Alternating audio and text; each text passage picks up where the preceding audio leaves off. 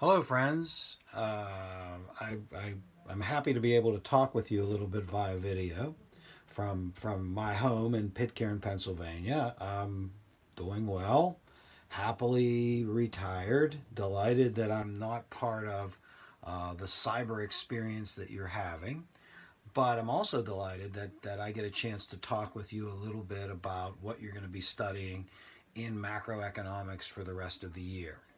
Now, I would have loved to have had the opportunity to teach many of you that I had an AP History, AP Economics, and I hope, really hope, that you are getting something out of the course. I know this interruption is going to be difficult.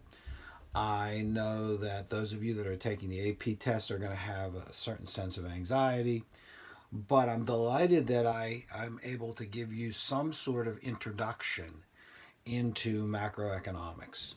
And that's what you're going to be studying now, macroeconomics. For the first part of the course, in the first half of the course, you studied microeconomics, which is the study of human beings interacting in basically in markets, right? Buyers and sellers coming together for the purpose of trade, different types of markets, labor markets, product markets, etc. Now, what you're going to be studying is the overall economy, right? The big picture.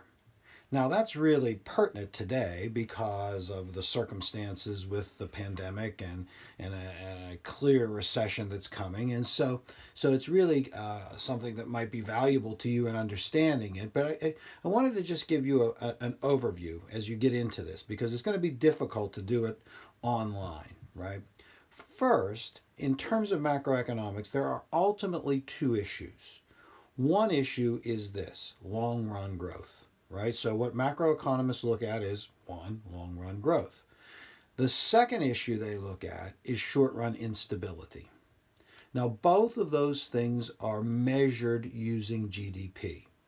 GDP, you studied before with Mr. Spinola, is the dollar value of goods and services produced in the economy in 1 year. And so to measure long run growth, we look at changes in GDP over a period of time, usually a year. An increase in real GDP over a period of time represents economic growth. Short run instability are variations in GDP in the short run. Increases in GDP that lead to higher employment and potentially eventually inflation, declines in GDP that lead to recession, unemployment, etc. Right? Ultimately, the short run involves the business cycle, instability. Now, there are two things regarding these two issues that all economists basically agree with. One is this, that in the long run, the economy will gravitate towards a level of output, GDP, output and GDP we use synonymously, right? A level of output that will fully employ all resources, right? So in the long run, the economy will move to full employment. Now everyone agrees with that. Now there may be some disagreement on how long it takes to get there, but in the long run, the economy will gravitate towards full employment. The second thing that all economists agree on is in the short run, there'll be instability, or there historically has been instability, right? So in the short run, the level of output GDP tends to increase, peak, and when it peaks, there tends to be full employment, the potential for inflation. That's usually followed with some sort of decline in GDP. Two consecutive quarters of a decline in real GDP represents a recession, bottoming, troughing, and then recovering. This pattern of short run economic activity has plagued capitalist economies from basically the beginning. So economists agree that both of these things are macroeconomic realities, long run stability and short run instability. Now, there's disagreement as to in the area of short run instability, right? So while all economists agree that these are the two issues, there's disagreement between economists as to what accounts for short run instability. And frankly, most of what you study in macroeconomics involves understanding that short run instability, right? So some economists believe that the economy is inherently stable, right?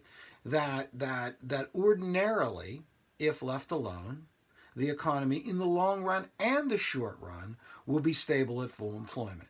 So, if they believe that, why, therefore, is there instability? Well, those economists, and they're referred to as the classical economists, and they dominated economic thinking from 1776 with the publication of Adam Smith's Wealth of Nations up until the Great Depression. They believed that the flexible wages and prices and interest rates in free functioning markets would ensure a level of output that would fully employ all resources in the short and the long run.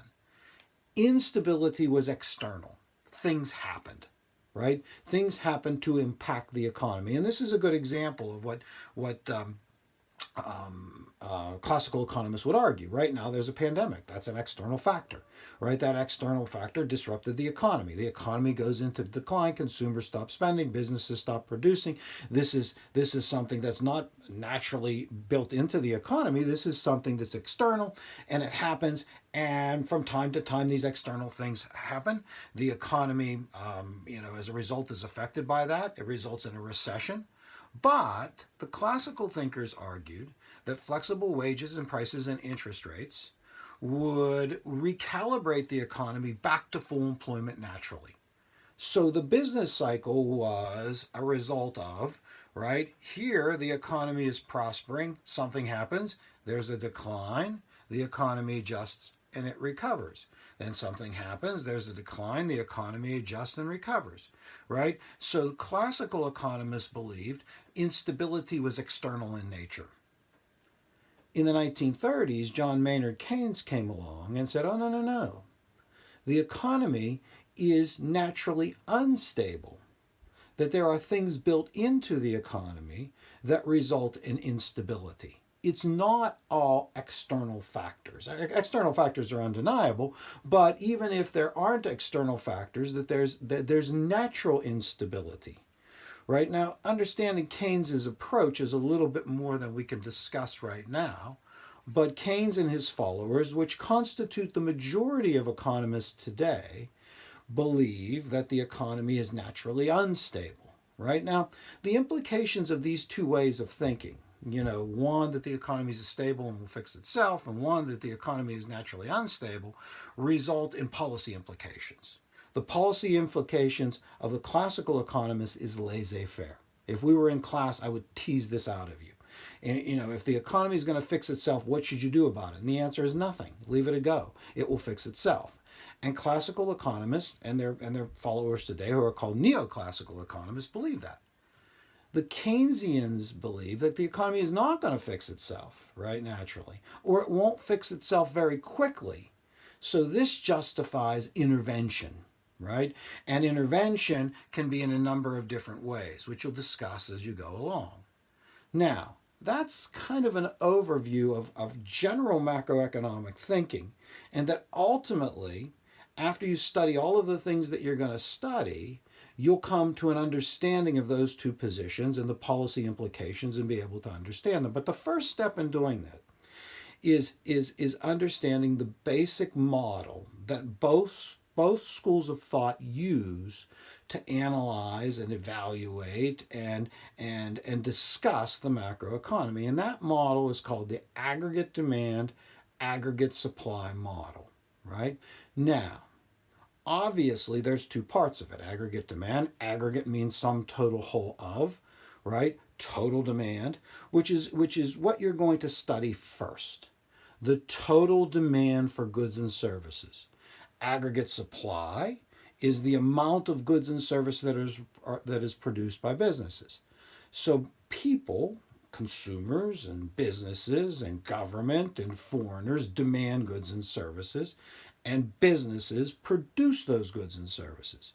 The interaction, the collective interaction between all of the demanders and all of the suppliers collectively, aggregate demand and aggregate supply, determine a level of output in the short run, right, and in the long run, but in the short run in particular, and a price level, right? So the level of output, which is connected to employment, right, and unemployment, whatever the case may be, and the price level, which is connected to inflation, are determined by the forces of aggregate supply and aggregate demand. And what you're going to do first in the study of macroeconomics is focus on aggregate demand and understanding the elements of it, and then adding to it aggregate supply and the elements of that, combining them together to see the various outcomes. And then after you do that, you will look at how you might manipulate either one of those to change outcomes, or what would happen naturally if they weren't manipulated. Now, this can be complicated, and it will be complicated. I'm sure Mr. Spinola will try hard to give you all the guidance and all the resources. It would be much easier to do this in a classroom with a piece of chalk and a chalkboard rather than via the internet. But if you need any kind of assistance in understanding any of this, and if I can be helpful to you, I would be happy to help any of you, particularly those of you that are taking the AP test. If you want to contact me, do it online, apbulls, APBULLS @verizon.net. I'll respond to you. I have little else to do but read books, cut the grass, hope for better days. Stay in your houses, do the best you can with this. Let me know if there's any way I can be helpful to you. I do miss you guys. I miss teaching. I miss you guys. I wish I could have had you this year, not under these circumstances, but under regular circumstances. All the best to you. I hope this was helpful. See you later.